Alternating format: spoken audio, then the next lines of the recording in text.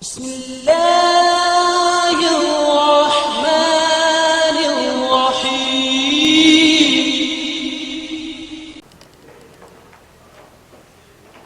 أعوذ بالله من الشيطان الرجيم. بسم الله الرحمن الرحيم. الحمد لله رب العالمين، الرحمن الرحيم، مالك يوم الدين.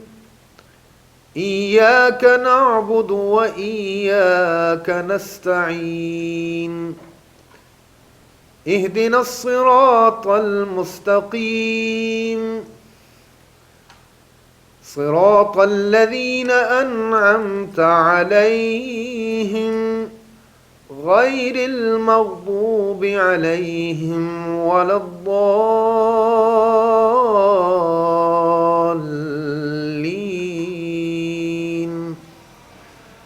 آمنت بالله صدق الله العظيم. Ameen.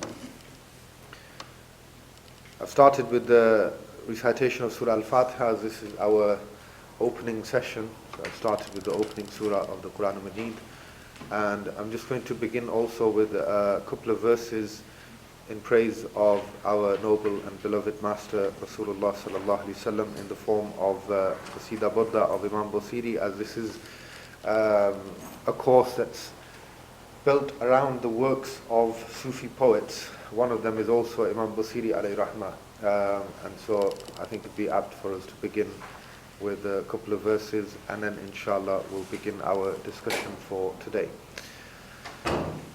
مولاي صل وسلم دائما أبدا على حبيبك خير الخلق كلهم، على حبيبك خير الخلق كلهم. محمد سيد الكونين والثقلين والفريقين من عرب ومن عجم، والفريقين من عرب ومن عجم.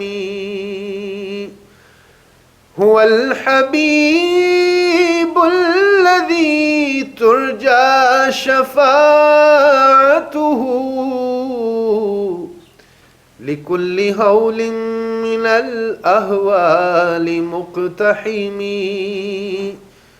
لكل هول من الأهوال مقتحم. يا رب بالمصطفى بلغ مقاصدنا واغفر لنا ما مضى يا واسع الكرم، واغفر لنا ما مضى يا واسع الكرم. مولاي صل وسلم دائما أبدا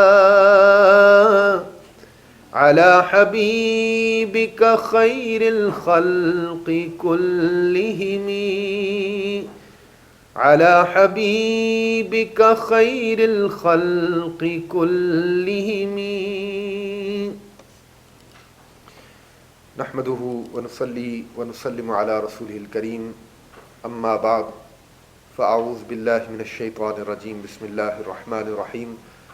قد أفلح من زكاها، صدق الله العظيم. إن الله وملائكته يصلون على النبي يا أيها الذين آمنوا صلوا عليه وسلموا تسليما. اللهم صل على سيدنا ومولانا محمد وعلى آل سيدنا ومولانا محمد وأصحاب سيدنا ومولانا محمد وبارك وسلم. صلاة وسلام عليك يا سيدي يا رسول الله وعلى آلك وأصحابك يا سيدي يا حبيب الله. Right, with the welcomes out of the way, inshallah, this series will be focusing around contributions of Persian Sufi poets. And in particular, the title, which I'm sure captured all of your imaginations, was An Encounter with Rumi. Some people may have mistaken that as being, this is going to be a 6-week course about Maulana Rum or his Masnavi. I had those questions as well. The Masnavi is a voluminous work. We could have courses that span over many years, and we wouldn't get through the entire Masnavi in any justice. Thousands of verses. So yes, we will be inshallah touching upon the Masnavi, and if need be, then I also have in mind of arranging a separate course that will look at an abridgment of the Masnavi of Maulana Rum alayhi rahmah, inshallah, as well. So we will be touching upon that. I struggled for a long time. I took a lot of advice from some of my sort of students and advisors, etc., on what the format should be. Originally, I was thinking 6 weeks or six poets, their biographies, and a look at their work. But from past experience, I know that that we're going to run short on time. It's never going to work. And so I originally brought it down to 3 poets, so one week on their biography and 1 week on some of their poetry and some of their work. But I've decided to go with 4, and I'll explain the format of the course inshallah now. So today's session we will be beginning with a brief look at the biography of a great Sufi poet who's authored not just in Persian, but he's not, in fact, it would be an injustice to say that he's authored in the Urdu or Hindi language, because he's not just authored in the Urdu and Hindi language, he is considered as the father of the Urdu and Hindi language. And that's Khwaja Amir Khusro, rahimahullah ta'ala. Khusro is a very, very prominent name. If you're familiar with Sufi poetry or Persian poetry, you'll be familiar with that name, Amir Khusro. In particular, his one kalam, which I'll be reciting for you today as well, and I'll be talking about that briefly towards the end. Namidanam je manzil bud, shabjaye ke man budam. That might sound familiar to you. That's something that has sent many a Sufi and Salik into spiritual trance and spiritual ecstasy, and I'll explain the reason to you why as well. There's a very particular reason in my mind for that. And so we start today with Khwaja Amir Khusro, and next, I was going to say tomorrow, next week, inshallah, we'll be looking at arguably, in all the poetry that I've come across, and I say arguably because it's difficult to choose sometimes, there's other people there at that level as well, but arguably the greatest sort of passion and pain of desire of meeting the beloved Rasulullah sallallahu alaihi wasallam that you see in anyone's poetry, it has got to be Maulana Abdul Rahman Jami, and his poetry is just absolutely phenomenally, and it's immensely emotional, and there's so much pain and passion in that poetry. There's no other ways of describing it. And so inshallah, in the next session we'll look at a short biography of Maulana Abdul Rahman Jami, who he was, because remember, a lot of these Sufi poets, if you came into these sessions, and I'm sure none of you did, but it has to be said, if you came into these sessions thinking that tasawwuf is growing your hair long and wearing a long jubba and a load of tasbihs around your neck, then unfortunately you're in the wrong place, because almost all of these Sufiya that we're going to be talking about in this series and coming series, they are also at the same time some of the greatest ulama and scholars of their time. And so these were not just people who were constantly and always in a false state of spiritual ecstasy or a trance. These were people who were pillars and guides of the Deen and of Islam in their times, as is Maulana Abdul Rahman Jami.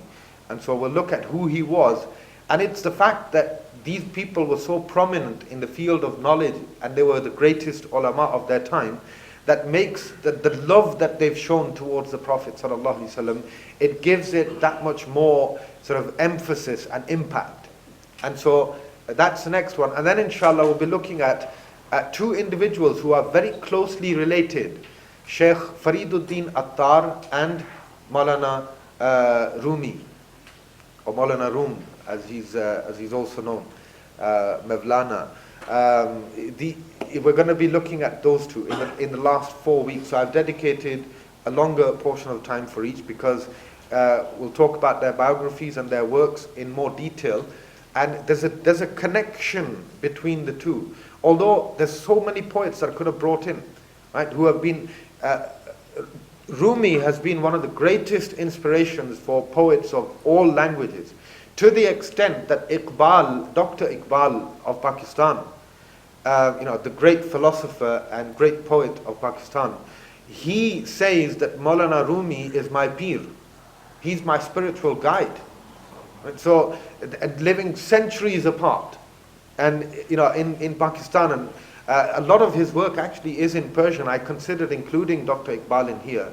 But inshallah, Dr. Iqbal, we will look at separately in another series. What I have planned in my mind is, inshallah, with your feedback, if this is something that you've taken from and that you enjoy, I do plan to do this as a number of different series. So Urdu Sufi poets, Punjabi Sufi poets, Arabic Sufi poets as well. There's at least 4 series in there.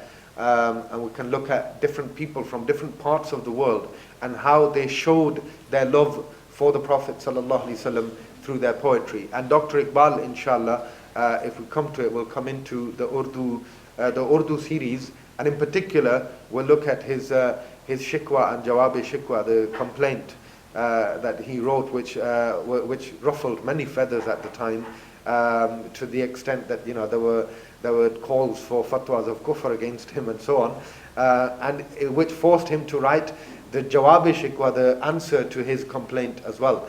And the reason why was because this complaint, it seemed, he had addressed to Allah subhanahu wa ta'ala. And so, a very interesting concept.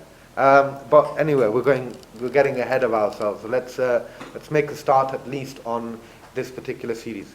So, today we're looking at Khaja Amir Khusro, rahimahullah ta'ala. His father was Saifuddin. His name was Saifuddin. And Amir is actually a title, and it was a title that in that time amongst the sort of in the subcontinent was given by the kings to prominent people. It was like a lord of the realm and so on. That kind of a title, someone who had an army under them as well. And his actual name was Mahmud. So he was also known as Amir Khusro is known. He's also known as Amir Saifuddin. Mahmud being his name, Shamsi, from Balakh, right? So he was also referred to as Balakhi, and known as Turk because his origins were Turkish. And so again, even there you see a distant connection with Maulana Rum, and through the Turkish heritage and lineage as well. Khaja Amir Khusro, he was born in 1253, and he passed away in 1325 at the age of 72.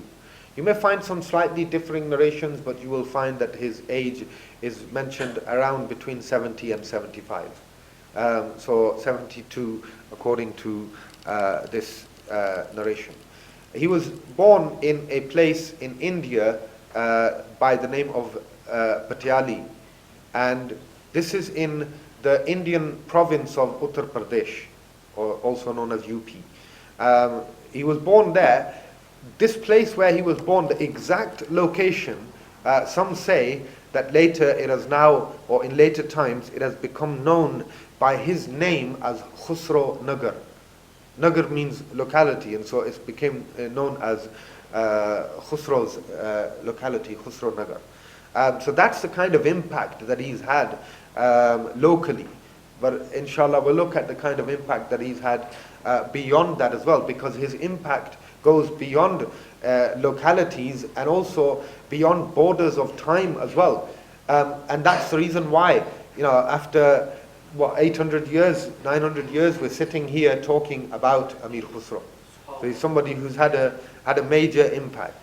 So originally of Turkish descent, when the Mongols attacked certain sort of areas around Balakh and so on, his father emigrated from there on advice of certain people. He emigrated from there and he moved from there to avoid that attack, and he came to modern day India or Hindustan.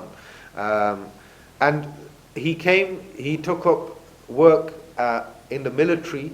So he started working he was employed by the king in the army, and very quickly became very respected and earned the title of Amir.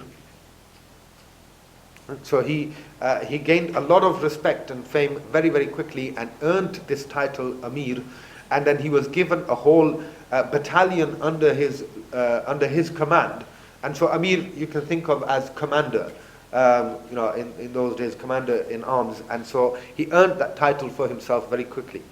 Imadul Mulk, who was the wazir to the king, who was in effect, he was the defense minister.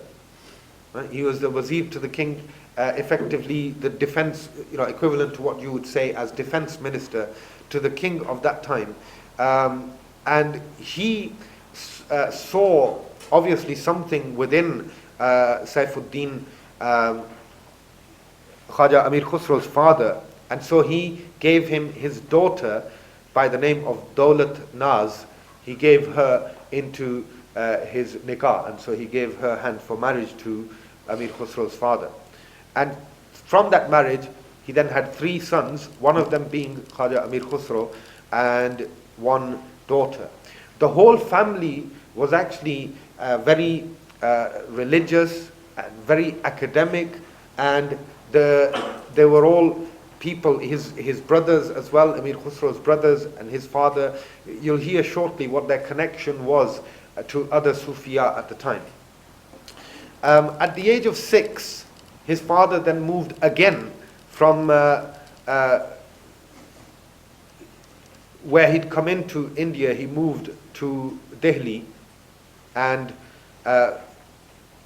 in those days, when Amir Khusro was 6 years old, Shah Nizamuddin Awliya, a very, very famous name. These are all Amir Khusro himself and Sheikh Khaja Mahbub Ilahi Nizamuddin Awliya. They're all Sufis of the Chishti Sufi order.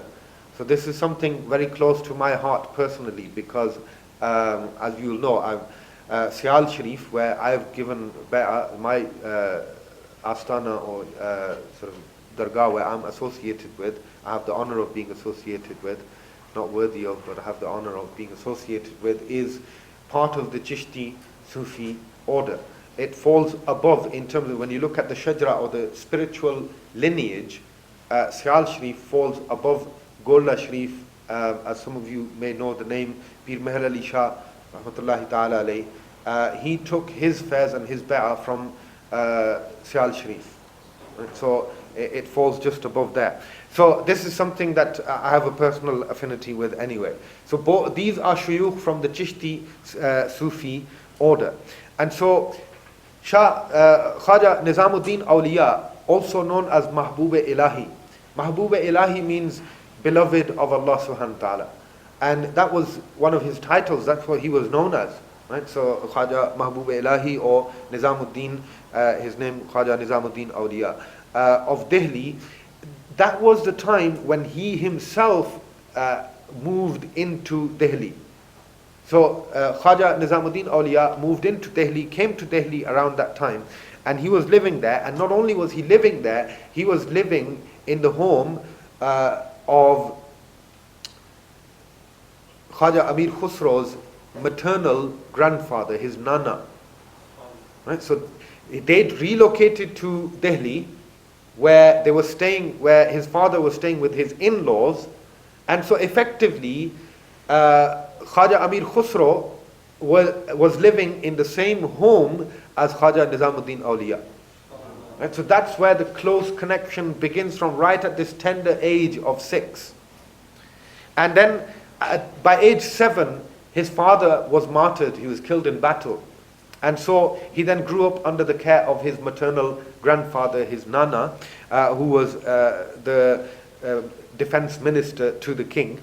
And so he was very much beloved of his father and his grandfather. His father, looking at this sheikh living in the home of his father-in-law, was so impressed by Khaja Nizamuddin Awliya that he himself took bay'ah, and he made all 3 of his sons take bay'ah with him as well. So it was at that tender age of 6, according to this account.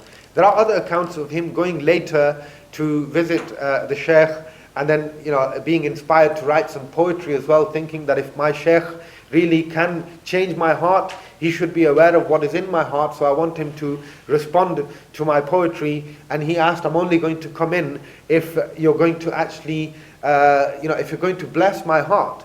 And then he was responded to, and he went in. But that's something that can be accounted for in that, that could be an incident that took place after his bay'ah as a child to content his heart.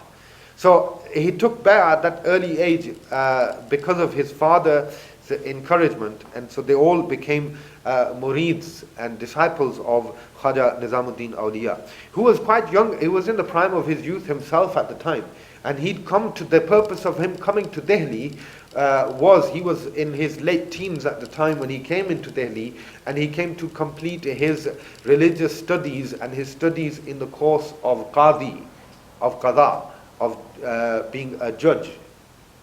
So his father passed away at the age of 7. He was then taken under the care of his maternal grandfather, and he ensured that he was taken care of not just physically but also spiritually and academically in every way possible. Wherever he found any great teacher, he would take him there, and he would ensure that he learned from him. Whatever spiritual lesson he could teach him, he taught him. And so he was nurtured well in every aspect by his maternal grandfather. At the age of 8, he wrote his first poem in the Persian language. At the age of 8. My daughter is now 9. So I've got something as a benchmark to actually judge against. So he was gifted. He was truly gifted. He wrote his first poem in Persian at the age of 8, and when he recited it in front of his teachers, it left them in shock.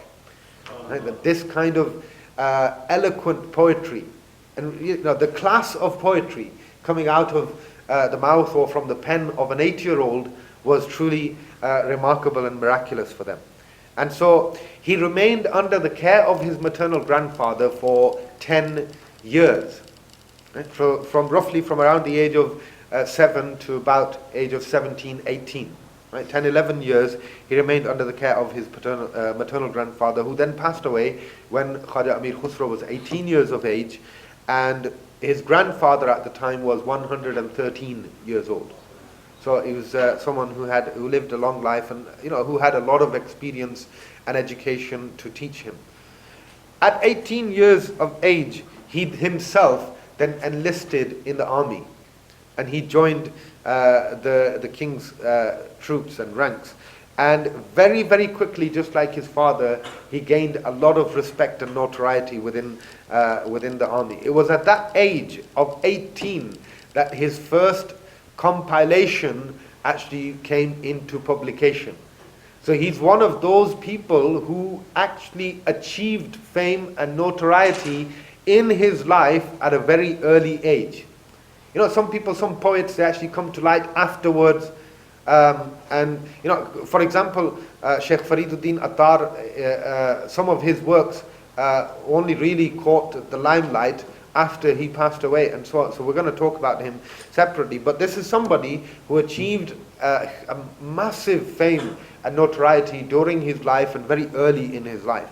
Now, 18 years of age at that time was an age of real maturity. Times change, and so somebody who's 18 years of age living, even in other, there's different lifestyles. You go to some places where, children are brought up in a harsh and rugged kind of lifestyle and mature very quickly. You will find that an 18-year-old from such a place and someone who's 18 brought up here and being mothered all the time and under every kind of protection and having everything that they need, they don't mature as easily. But this is going now many hundreds of years ago. 18 years of age, and for somebody who had become an outstanding poet by the age of 8. So in those 10 years, you can imagine how he matured. So he enlisted in the army. In 1 year, he achieved great fame. And so the king, he called him and he requested for him to recite something. And so he recited a poem in front of the king, and the king showered upon him lavish gifts and very expensive gifts and held him very close to himself. In his lifetime, he saw the coming and going of 6 different kings.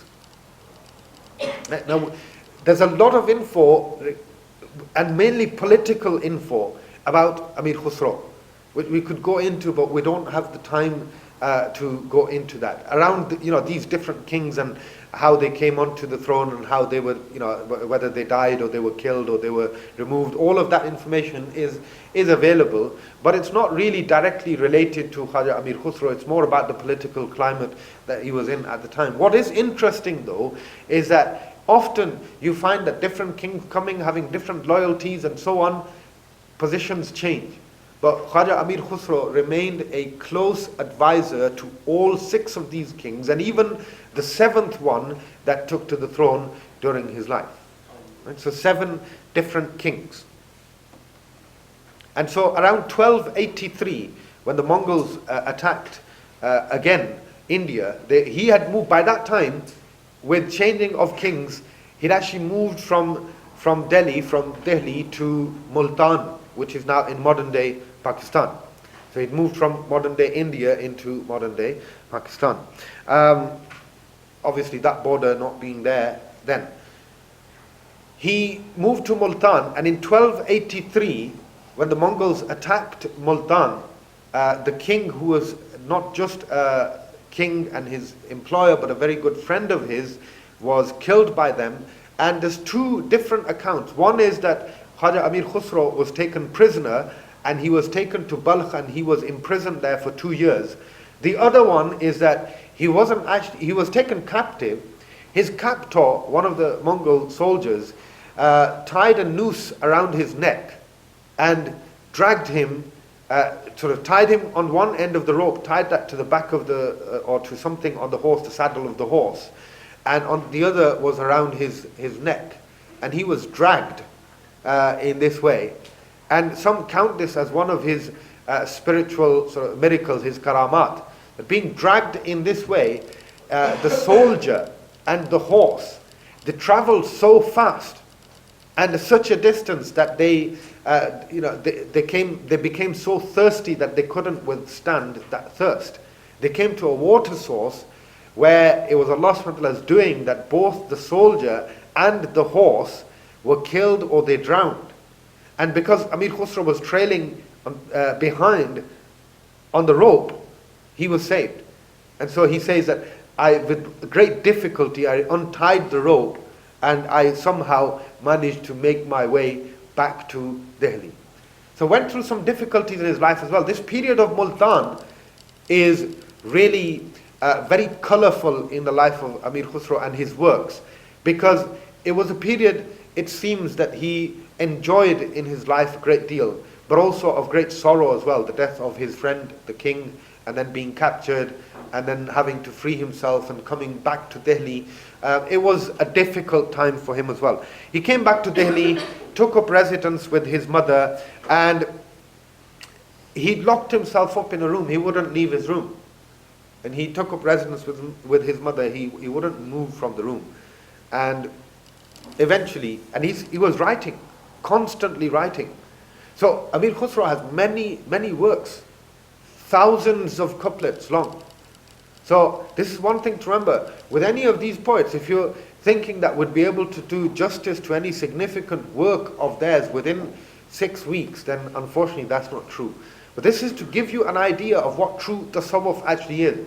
Coming back to the beginning of where I started off, the long hair, and if you had this sensation of people dancing around on the music of qawwali and so on, no, this is not tasawwuf. Right? You'll find out who these Sufiya were and what they went through in their lives to achieve what they did. And we'll have a glimpse, we'll look at a glimpse of some of their works as well, inshallah. And for Amir Khusro and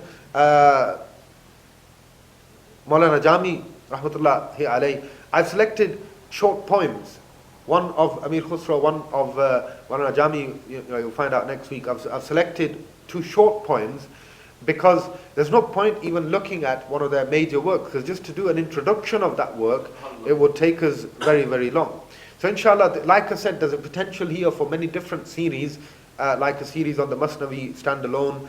Mantiq al-Tayr, Conference of the Birds of Sheikh Fariduddin Attar is a very significant work. So again, that on its own is a standalone course. But I'm running very, very short on time, so I'm not going to digress too much. Coming back to the point that is not tasawwuf. What is tasawwuf? Allah says, قَدْ أَفْلَحَ مَنْ ذَكَّاهَا. The one who purified it has succeeded. The one who purified it has succeeded. قَدْ أَفْلَحَ مَنْ زَكَّاهَا. What does that mean? Purified what? The heart. The heart it's a mirror or a looking glass. Those who have allowed it to get dirty, they don't see the reality, the haqiqah of things as those who have maintained it, or those who have managed to cleanse it and polish it. The realities that they see when they peer into their own hearts, they are unimaginable. And that's true tasawwuf. And how does that cleansing of the heart come? It comes through knowledge, through learning the deen, through learning the sunnah of the Prophet ﷺ, and through reenacting the sunnah of the Prophet ﷺ, is that polishing of the hearts. And then also the path of suluk, service to Allah subhanahu wa ta'ala, dhikr of Allah subhanahu wa ta'ala, trying to maintain constant dhikr of Allah subhanahu wa ta'ala, and polishing this looking glass to such a way that when you look down and peer into your heart, right, when a true Sufi, and he doesn't even need to look, because he will close his eyes. He will close his eyes and he will lower his head, and he will be looking in through this looking glass, and what he will be seeing, you can never even imagine. I'll give you a glimpse of what he will be seeing when we look at the poem that Amir Khusro that I've chosen, because that is one of those moments. When I said to you that that poem, I believe that I've seen people listening to it. I've seen more people react spiritually to that particular poem than I have to anything else. Why? That's the connection that I believe, because that was his. What is it? Why is it so important? In that poem, he has actually told us when he's closed his eyes and when he's lowered his head. You won't find the Sufiya often talking about what they see. They'll give you those teachings and the lessons. He's actually described for us vividly when he's closed his eyes and he's looked down and he's looked into that seeing glass. He has described to us vividly what he saw there. And that's why it's so amazing. So anyway, in his home, writing away, authored, all sorts. And in his lifetime, he had lots of his work published. Right? He was then summoned by the king again, Amir Khusro, the next king. He befriended him as well. He's the one who actually gave him the title of Amir and of Khusro. He gave him that title of Amir Khusro. And he blessed him, and or he bestowed upon him many lavish gifts and so on. He authored many books of thousands of couplets, and again this king Alauddin Khilji, he once said to him, he said, I want to go, because he'd heard about Khaja Mahbub Ilahi Nizamuddin Awliya, the Sheikh of Amir Khusro. He'd heard about him, and he'd heard how thousands come and thousands go and they are all fed. This is one of the basic tenets of tasawwuf. Afshu salam wa at'imu ta'am. Spread peace, spread salam, and feed people. This is why you will find, any dargah that you go to, one thing in common that you will find, langar. And in the modern day, there are people who have issues with this, and who criticize. And well, my friends, you need to look at our history. We are followers of the Sufiya. Look at our history. And this Afshu Salam wa At'imu Ta'am, this is a teaching of Rasulullah sallallahu alaihi wasallam. It's the first khutbah that was given by the Prophet ﷺ when he arrived in Medina Munawwar. And no one, especially in this country, it's not a matter, and I'll clarify this for those people who have these issues as well. It's not a matter of somebody, don't you eat in your own homes? When you have these programs, if we don't provide food, are you going to go without? Possibly some may, but realistically speaking, how many are going to go without? It's not about the food. It's about that interaction with the community. It's about being in these blessed places as a group. It's about coming to those gatherings. And for argument's sake, who are you to judge somebody's intention? I often hear this phrase, oh, they come for the food. Really? How do you know? You've been gifted with the ability of peering into somebody's heart. And even for argument's sake, somebody who's come specifically for the food. How do you know that that person is not going to come and during that gathering there's going to be one, it only takes one moment. When we come on to Sheikh Fariduddin Attar, you will find out how at the age of 40 he went from being a phenomenally successful merchant to selling everything and giving everything away for the sake of Allah subhanahu wa ta'ala in one moment. One moment. And also somebody who's known as the king of awliya, Sultan al-Awliya, Sultan Ibrahim bin Adham. Read his story. He was literally a king of his own kingdom and realm. Gave that up in an instant. The heart changes in an instant. How do you know that maybe he came with the intention of the food, but it's that tarbiyah, that sohbah, that sitting there, something is said something will click, and that will be the moment that the heart changes. So who are you to go around criticizing this particular sort of exercise?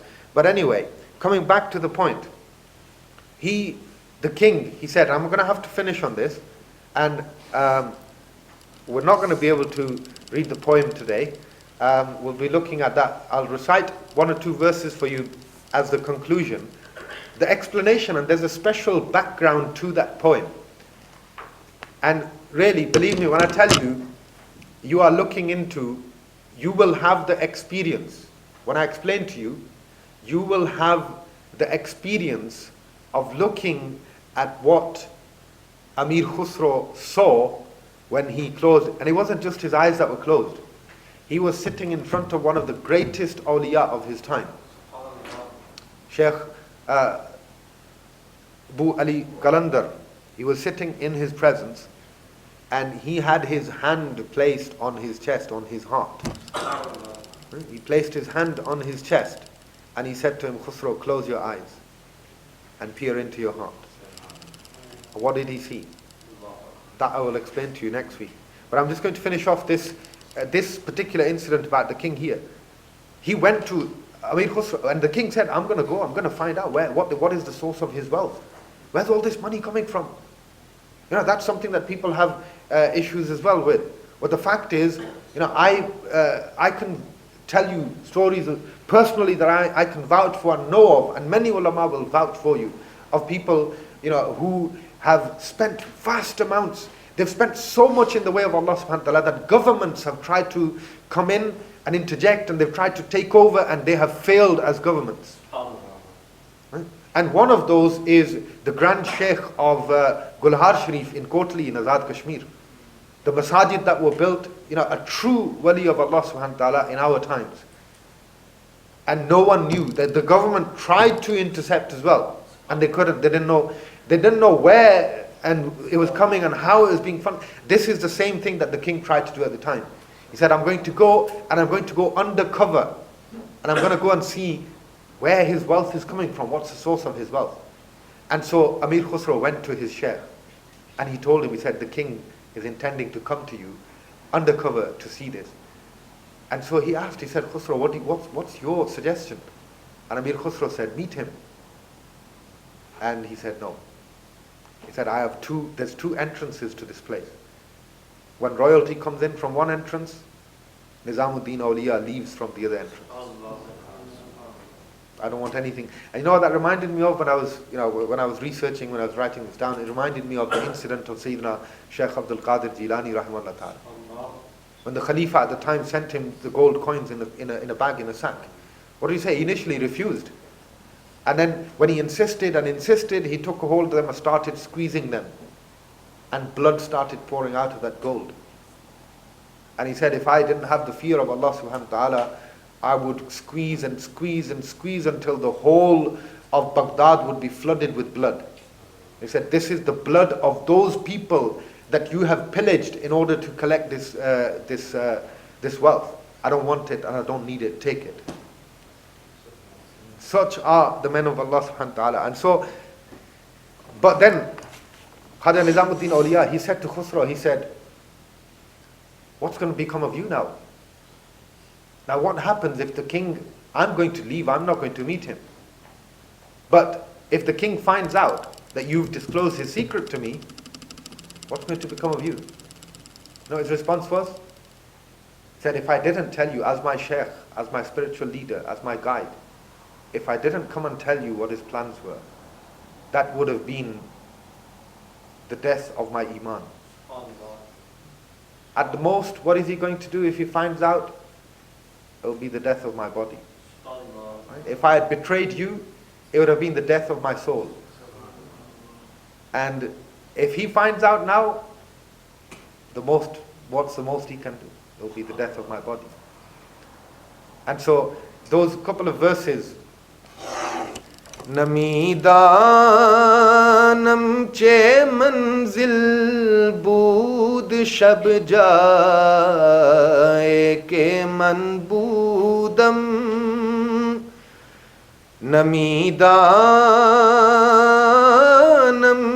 che manzil bood shab jaye ke manbudam. Bahar su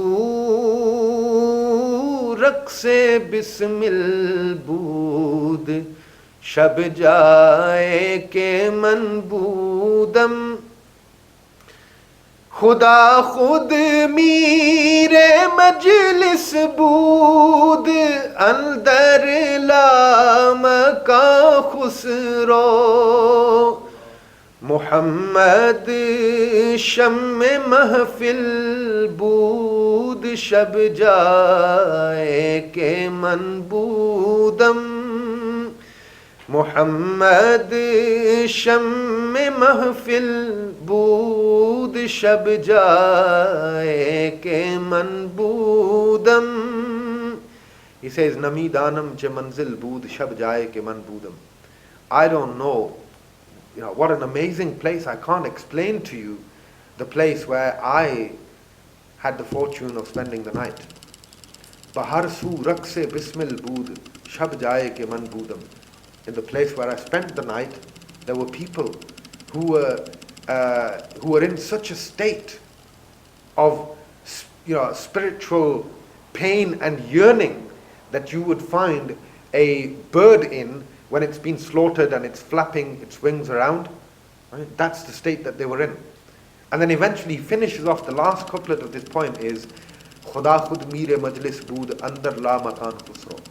That Allah subhanahu wa ta'ala presides over the gathering in la makan, which is basically, Allah subhanahu wa ta'ala is not associated with any place or time, which is, we can't describe it, and so the word that's used is la makan, no place. But we can't describe it beyond that. Allah presides over that gathering, but Muhammad shamme mahfil bood, Muhammad sallallahu alaihi wasallam is the light of that gathering. He's the guest of honor of that gathering where I spent the night. Where was that place? What was he doing? What did he see? Absolutely amazing. And it will leave you in awe when you listen to the story next time, inshallah, next Friday. Any questions before I leave? Jazakallah, thank you for coming. We'll conclude with dua. Allahumma salli ala Sayyidina wa Mawlana Muhammadin wa ala ali Sayyidina wa Mawlana Muhammadin wa barik wa sallim. Allahumma rabbana taqabbal minna innaka anta as-sami'ul alim wa tub alayna innaka anta at-tawwabur rahim. Wa sallallahu ta'ala ala khayri khalqihi Muhammadin wa ala alihi wa ashabihi ajma'in bi rahmatika ya arhamar rahim.